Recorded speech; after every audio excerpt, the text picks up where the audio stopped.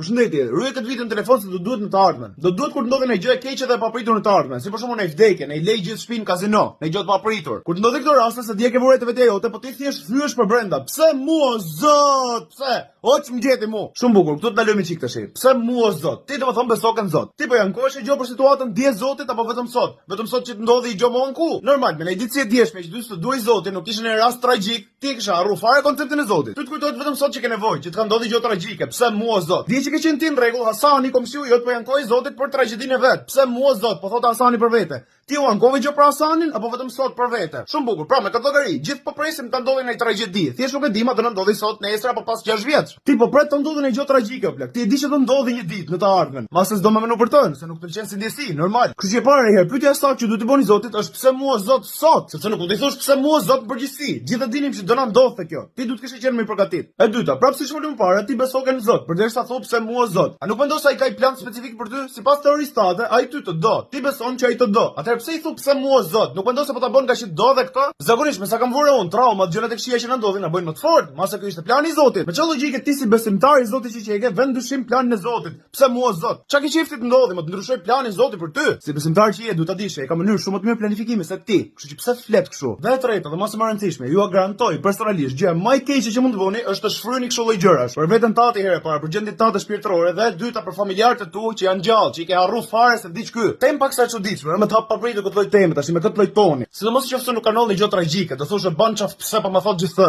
Unë po ta them që ti je i përgatitur plak, po ta fus në tru. Dhe po ta them me këtë lloj toni se nëse do ta thojë me ton tragjik, ti do kishe heq videon. Ti nuk pëlqen mendime tragjike apo jo, kështu që eviton. Dhe ka harruar faktin që mund ndodhi nesër pas nesër, mas një viti, mas 6 vjeç. Pyetja kryesore është, çfarë ndodh nëse ndodh nesër? A je i përgatitur?